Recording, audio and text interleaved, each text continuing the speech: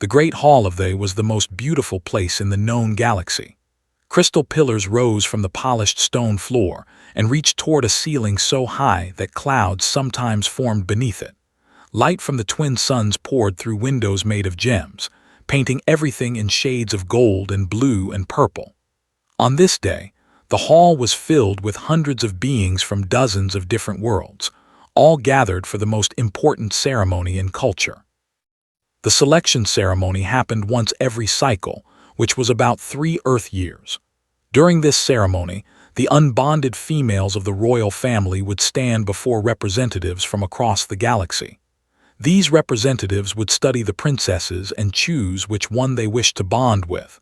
A bonding was more than marriage. It was a permanent connection between two beings, a promise that lasted until death. Princess stood at the far end of the line of princesses. She was the eldest unbonded female in the royal family, and this was her 3rd selection ceremony. 3 times she had stood in this hall.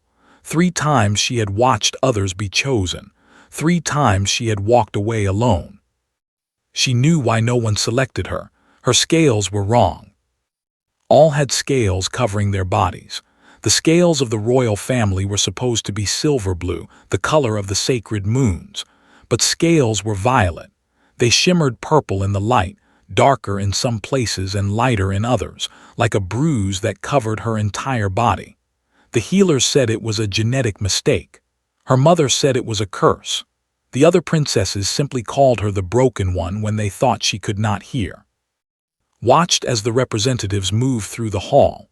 They were there, 8 feet tall with bodies covered in natural armor. Their bones contained metal, making them incredibly strong. They valued strength above all things, and they looked at the princesses like they were examining weapons. They were there too. They were serpent-like beings with long bodies and no legs. They moved by sliding across the ground, their scales making soft sounds against the stone floor. They were merchants and traders. They valued beauty and wealth, and their representatives wore jewelry made from metals that did not exist on most planets. They were there as well, though calling them there was not quite right. They were a collective consciousness. Each individual body was connected to all the others through telepathy. When one learned something, all knew it. They valued mental connection above all things, and they could read the thoughts of most species with ease. There were other species too. Some recognized and some she did not. But there was one group that caught her attention because she had never seen beings like them before. They were called humans. Earth had only recently joined the galactic community. Humans had developed faster than light travel just 50 years ago, which was nothing in galactic terms. Most species considered them newcomers, barely worth noticing. They had no natural weapons like the. They were not beautiful like the. They could not read minds like the. They were soft-skinned creatures who lived less than 100 years and came from a small blue planet on the edge of explored space. The human delegation was small. There were only 5 of them, standing near the back of the hall like they were not sure they belonged there. Their leader was a man with dark hair that had streaks of gray in it. He wore a simple uniform with a small symbol on the chest. He did not wear jewelry or armor or anything that showed wealth or power. His name was Daniel, and he was the Earth ambassador to the. Watched him for a moment before turning her attention back to the ceremony. She told herself it did not matter. None of this mattered anymore. She had accepted that she would never be selected. After this ceremony, she would be too old to participate again. She would spend the rest of her life alone, a princess with no mate, an embarrassment to her family. The hours passed slowly. One by one, her sisters were selected. Commander, or the highest-ranking military officer present, approached Princess. Was young and strong with perfect silver-blue scales. She would give him powerful children. Smiled as she accepted his hand and walked with him to the bonding platform. A wealthy merchant chose Princess. Was the most beautiful of all the sisters, with scales that caught the light like diamonds. She would look perfect beside him at trade negotiations. Gracefully slid her hand into his and allowed him to lead her away. Even Princess, who had only become old enough for selection this cycle, was chosen. A representative approached her, drawn by the unusual clarity of her thoughts, went with him, looking both scared and excited. Stood alone. The ceremonial horns began to sound. This was the signal that the selection ceremony was ending. Any princess not selected would have to wait another 3 cycles, or in case, except that she would never be chosen at all. Something inside changed in that moment. For her entire life she had followed the rules. She had stood where she was told to stand. She had waited to be chosen like a good princess was supposed to wait. She had accepted her place as the broken one, the mistake, the one with wrong-colored scales. But standing there in that beautiful hall, watching the last representatives turn away from her, decided she was finished waiting. She lifted her head and looked around the room. Her golden eyes moved from face to face, searching for something she could not name. They were busy with their new mates. They were already discussing trade deals. They were communicating silently with each other. Then her eyes found the human. Daniel was standing near a crystal pillar, separate from his small group. He was watching her, not with pity like some of the others, not with disgust like the who thought her scales meant bad luck. He was simply watching her, his expression calm and curious. Made a decision. Before her attendants could stop her, before the ceremonial guards could intervene, before anyone could tell her that what she was doing was forbidden, Princess walked directly toward the human ambassador. The hall fell silent. Every eye turned to watch. Nothing like this had ever happened before. In all the thousands of years of selection ceremonies, no unbonded female had ever approached a male. It was against every rule, every tradition, every expectation. Did not care. She stopped in front of Daniel. He was shorter than and less elegant than N. His skin had no scales at all, just soft flesh that looked like it would bruise easily. His eyes were a strange color, like deep water, and they met hers without flinching. Took a breath and spoke the words that would change both of their lives forever. She asked the human to be her mate. The silence in the great hall was complete. Every being present had stopped moving. Every conversation had died. Every eye was fixed on the violet-scaled princess standing before the human ambassador. Could feel their stares like heat on her skin. She could hear the shocked whispers beginning to spread through the crowd.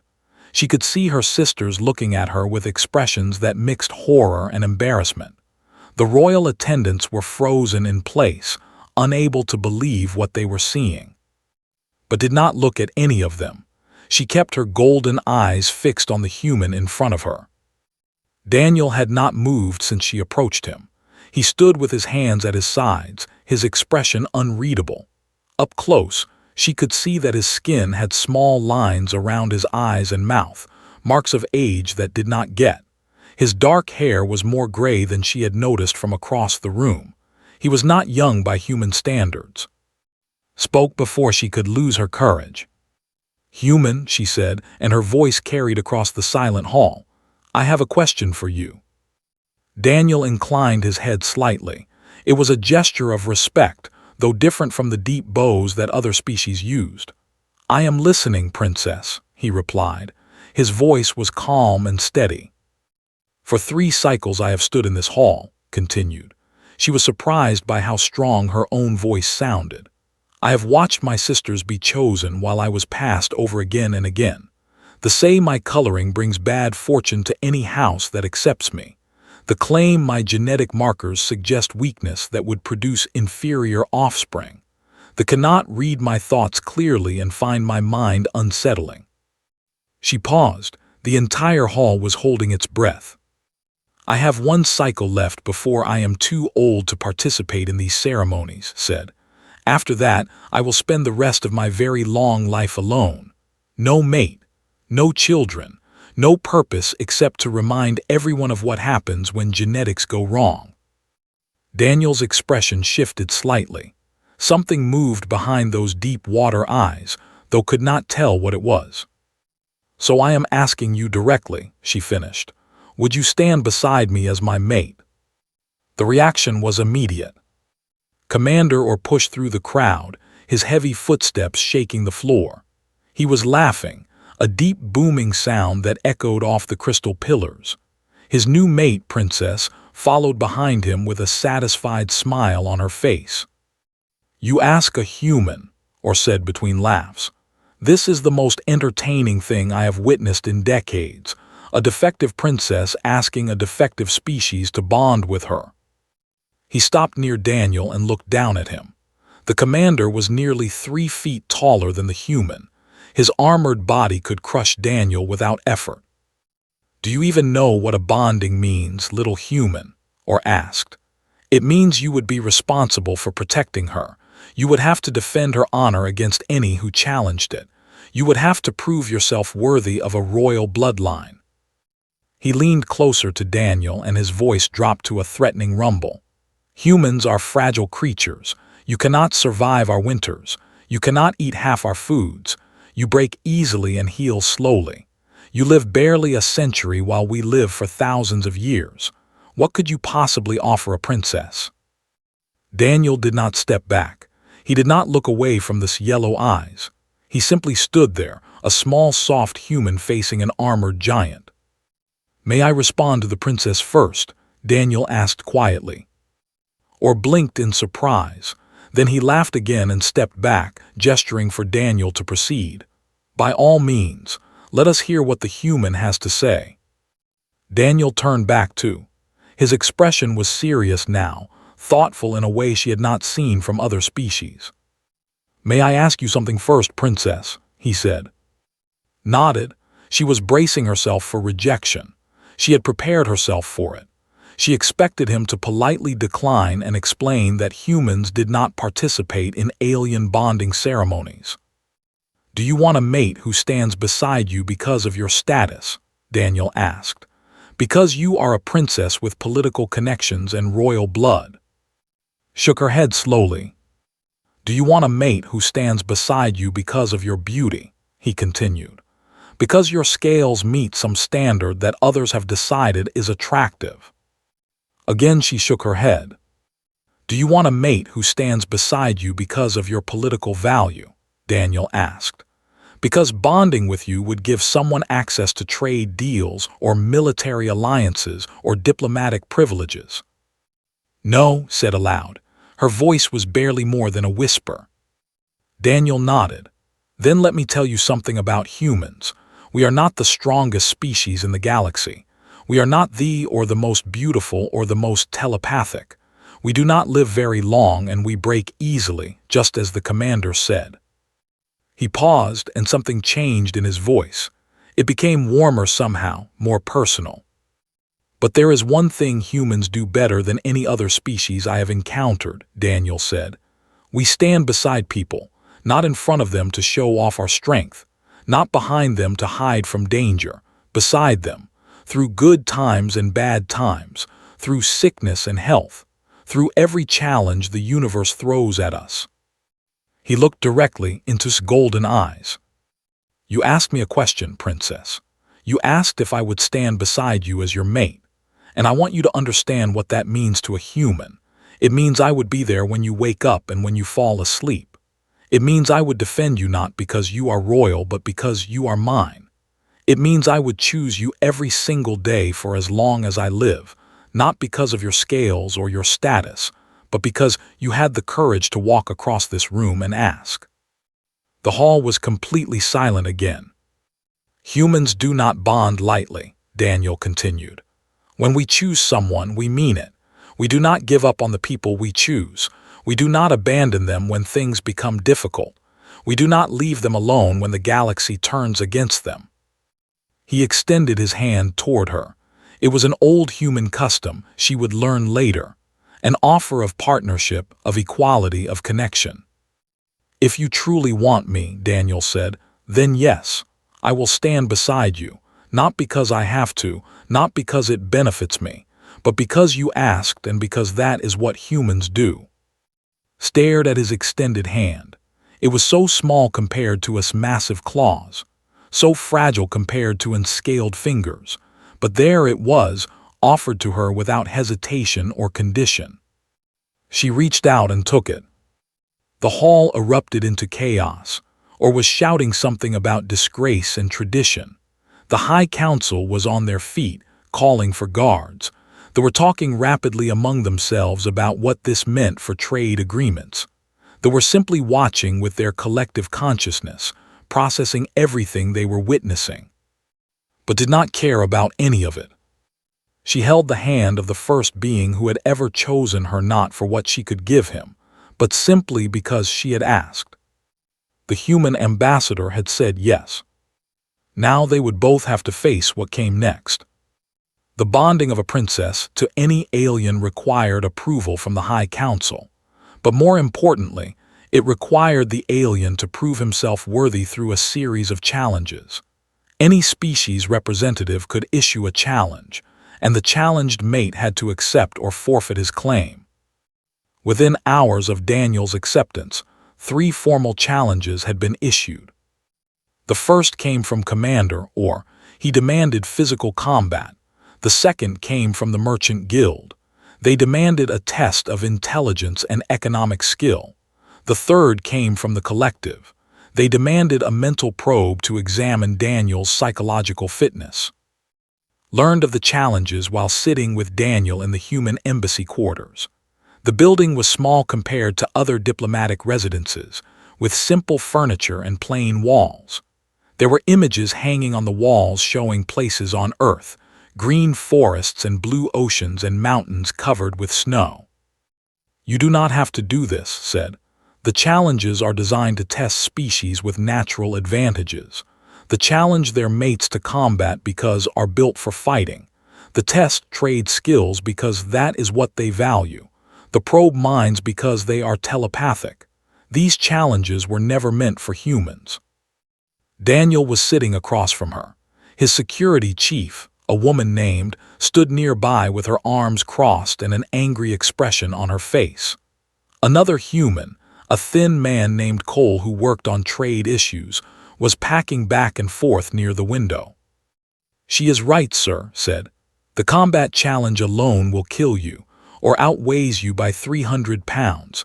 His bones are reinforced with metallic compounds. His natural armor can stop most weapons. There is no scenario where you survive a fight with him." "I am aware of the odds," Daniel replied calmly.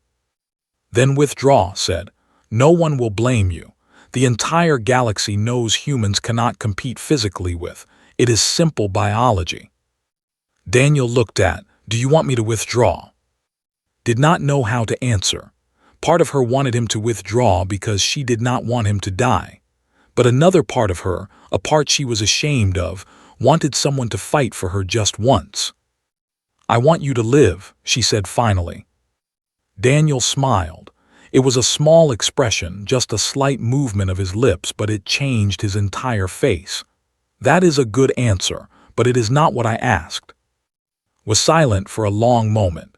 Then she spoke the truth that she had been hiding even from herself. "I want someone to stand beside me," she said. "I have spent my entire life being the one no one wanted, the one everyone passed over, the one with the wrong colored scales. Just once, I want someone to look at me and say I am worth fighting for." Daniel nodded slowly. He turned to his security chief. "Prepare for the challenge," he said. The combat arena was an ancient structure on the outskirts of the capital city. It had been used for thousands of years to settle disputes between species.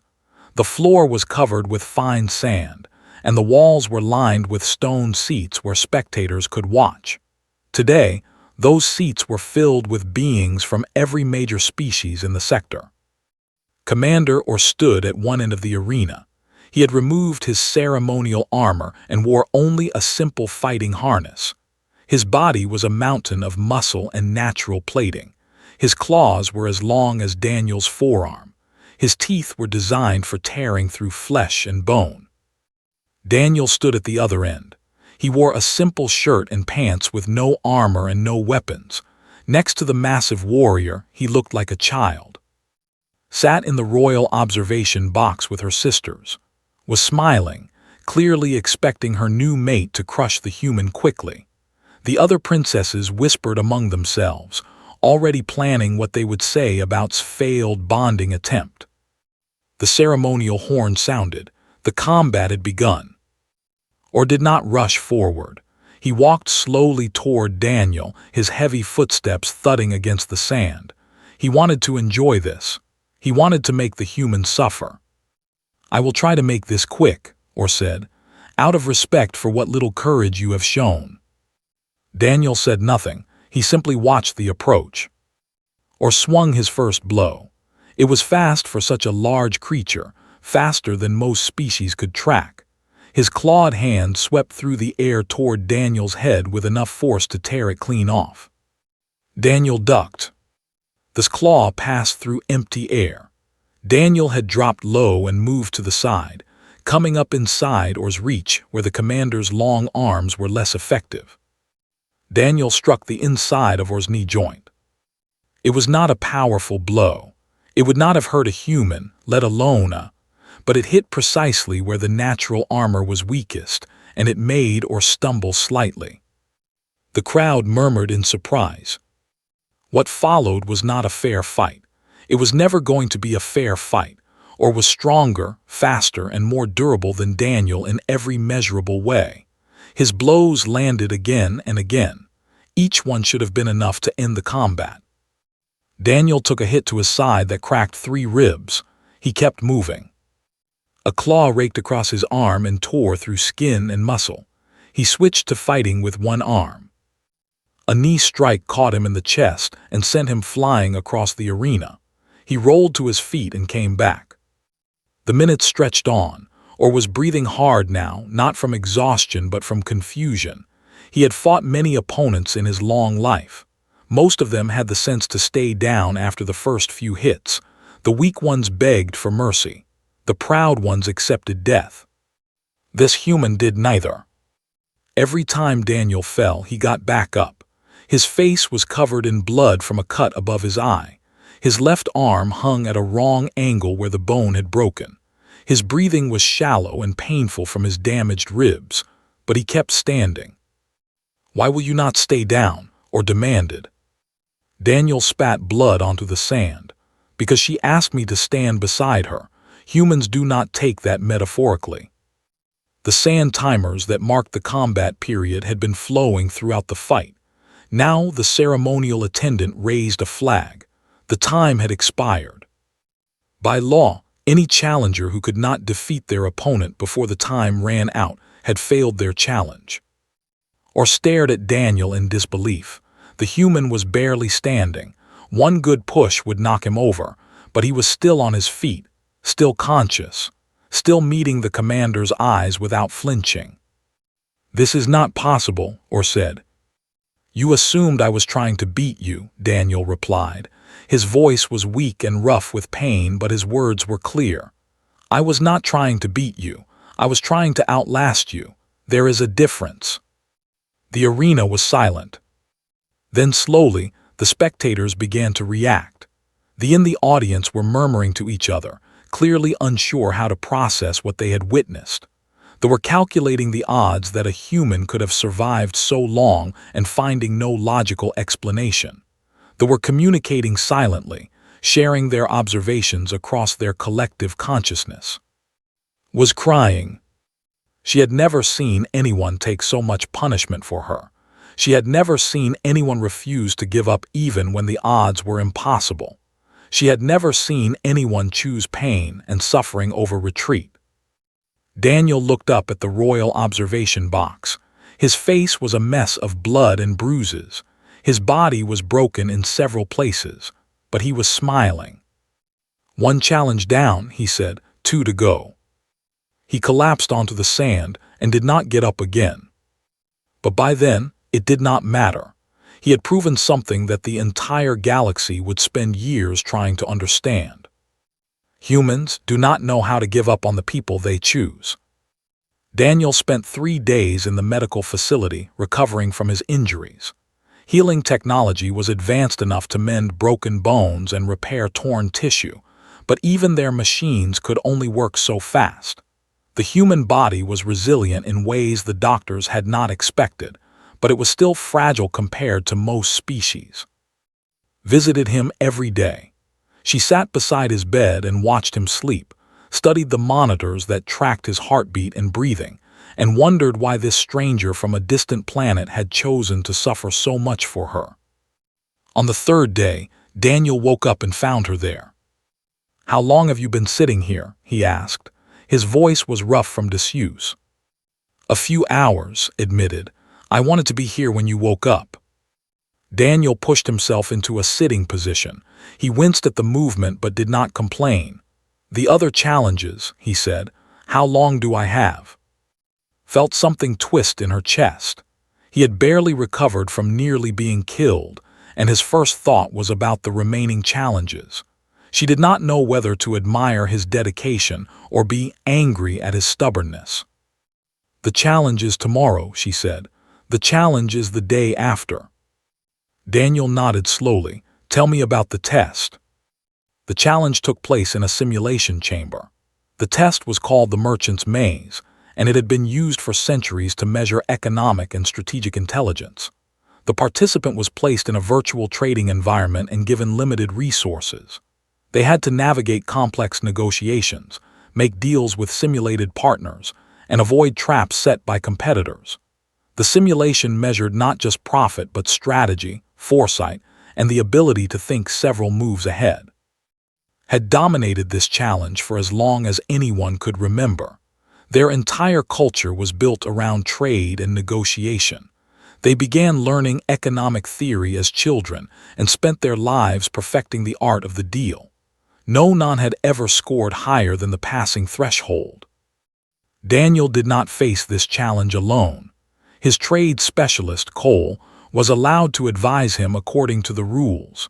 They spent the night before the test studying trade patterns, historical simulations, and economic theory. When the simulation began the next morning, Daniel and worked together as a team, analyzed the data, and identified opportunities. Daniel made the final decisions and executed the negotiations. Their communication was quick and efficient, built on the kind of trust that came from working together for years. The observers watched with increasing interest as the simulation progressed. The humans were not playing by the expected rules. Instead of trying to maximize profit like every other participant had done, they were building relationships with the simulated trading partners. They accepted smaller deals that created trust. They shared information when withholding it would have given them short-term advantage. "What are they doing?" one asked another. "This strategy makes no sense." By the halfway point of the simulation, the humans had created a network of loyal trading partners.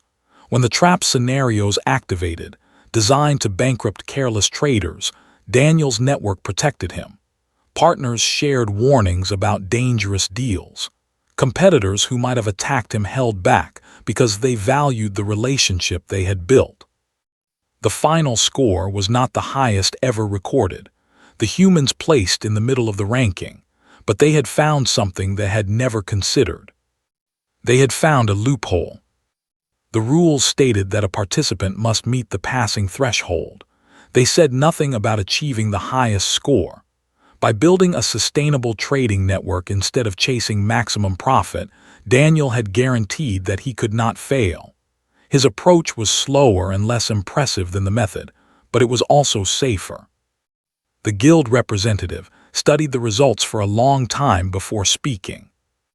"This is not how the challenge is supposed to be completed," she said, "but you have not broken any rules. You pass." Daniel nodded politely. "Thank you. Humans have a saying, sometimes the best way to win is to change the game." One day remained before the final challenge. The probe was the one that worried the most. She found Daniel in the embassy garden that evening. He was sitting on a stone bench, looking up at the unfamiliar stars. The twin moons of the cast everything in silver light. "The challenge is different from the others," said as she sat beside him. "They will enter your mind. They will see everything you have ever thought, every memory, every fear, every shame. Most species cannot survive the probe without permanent psychological damage. Daniel did not look surprised. I know. Humans have no mental defenses, continued. Your brains are completely open to telepathic intrusion that will be able to access every part of your consciousness. She turned to face him directly. This challenge could break you, not your body, your mind. You might never be the same person again. Daniel finally turned to look at her. In the moonlight, his face was calm. Too calm for someone facing what he was facing. Can I ask you something? He said. Nodded. Why did you walk across that hall and ask me? Daniel asked. Out of everyone there, all those powerful species with natural weapons and long and telepathic abilities, why did you choose the human? Thought about the question for a long time before answering. Because you were the only one who looked at me like I was a person, she said finally. Everyone else looked at my scales and saw a defect, a mistake, a problem to be solved or avoided, but you just looked at me like I was someone worth seeing. Daniel smiled slightly.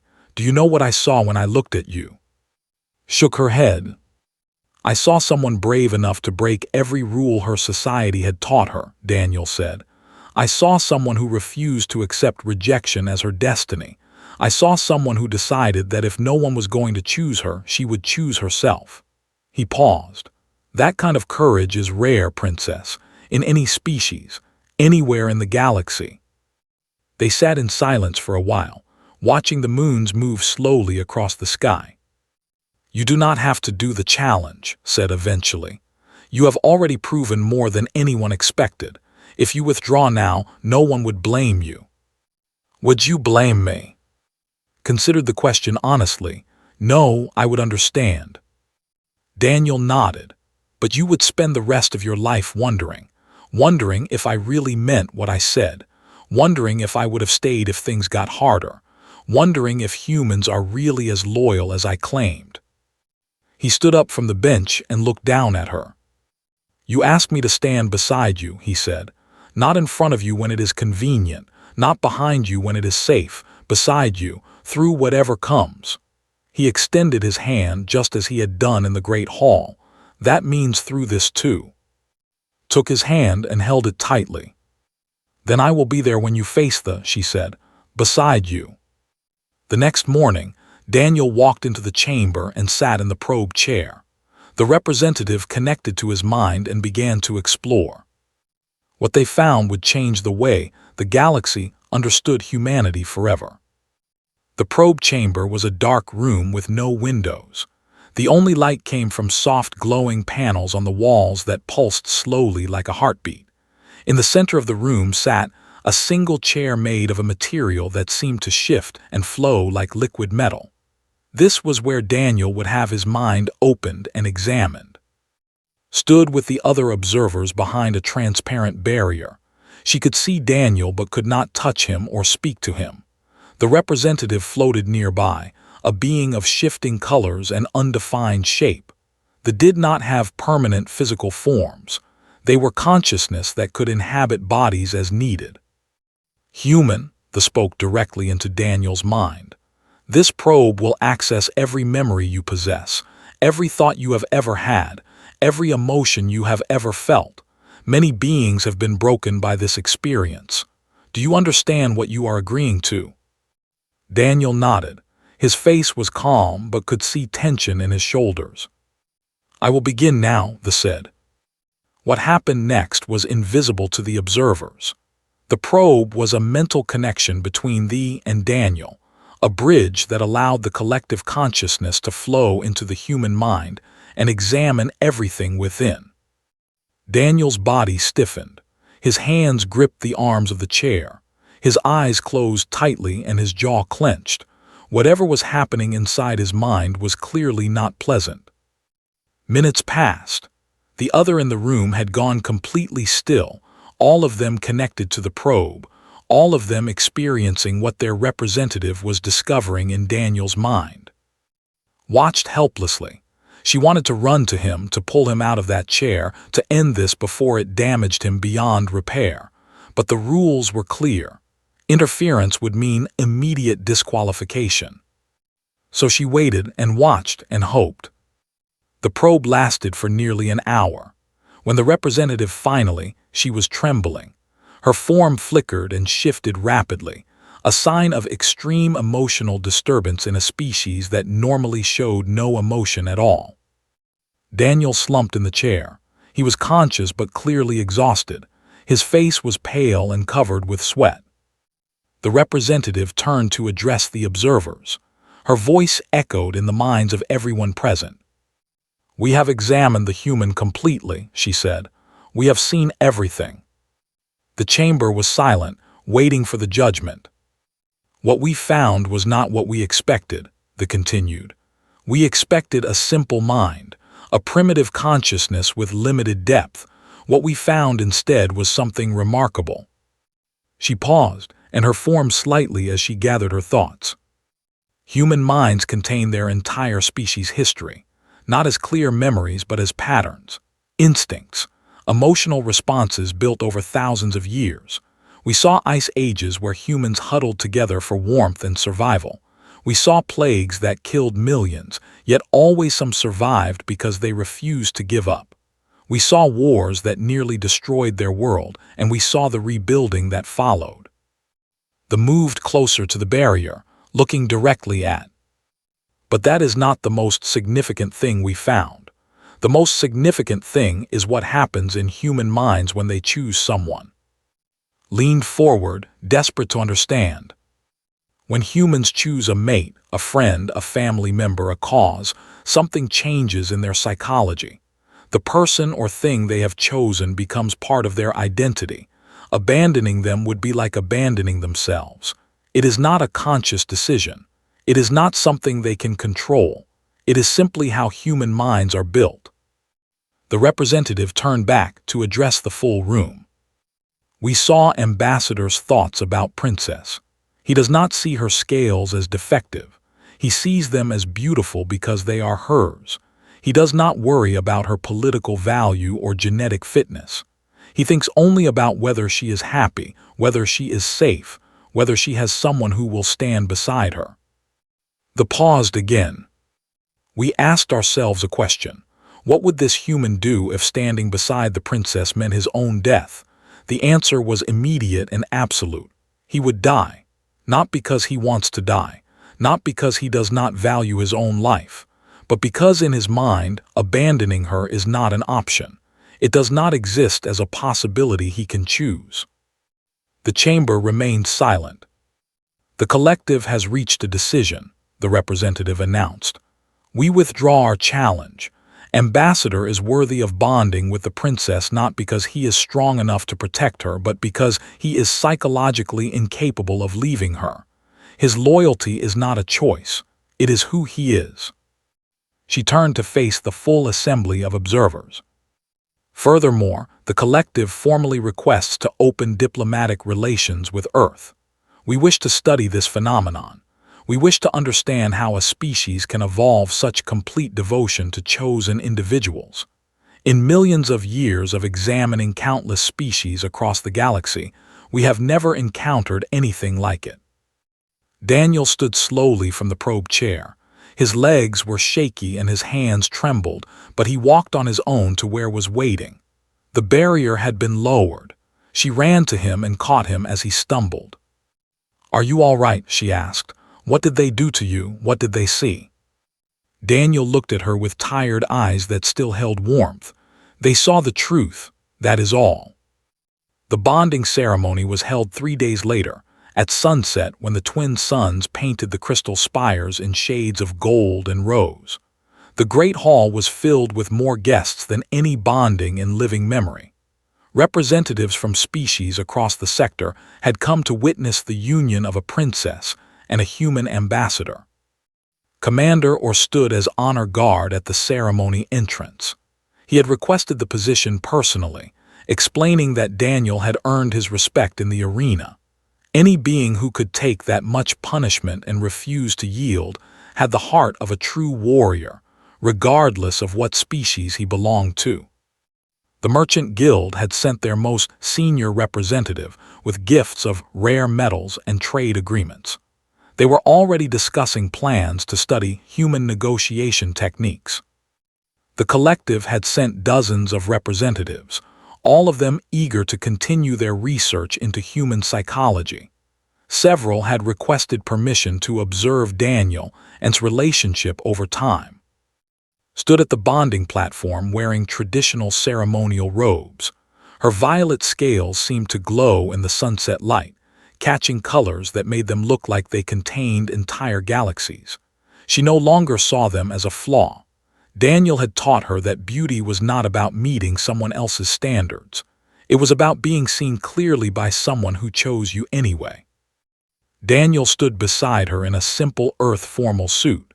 He had refused the elaborate alien garments offered to him. He said he wanted to stand before her as himself, nothing more and nothing less. The High Council presided over the ceremony. The same council members who had initially objected were now treating the bonding as a matter of great significance. The political implications were enormous.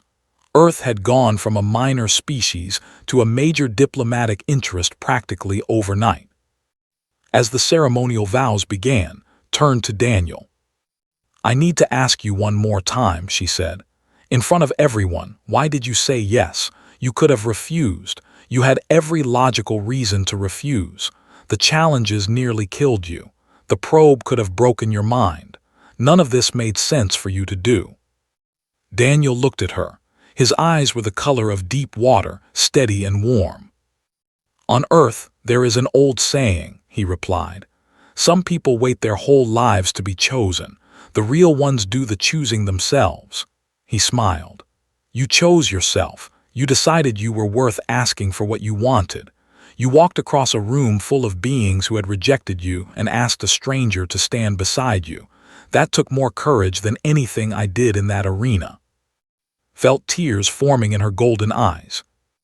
"I just had the good sense to recognize courage when it stood in front of me," Daniel continued.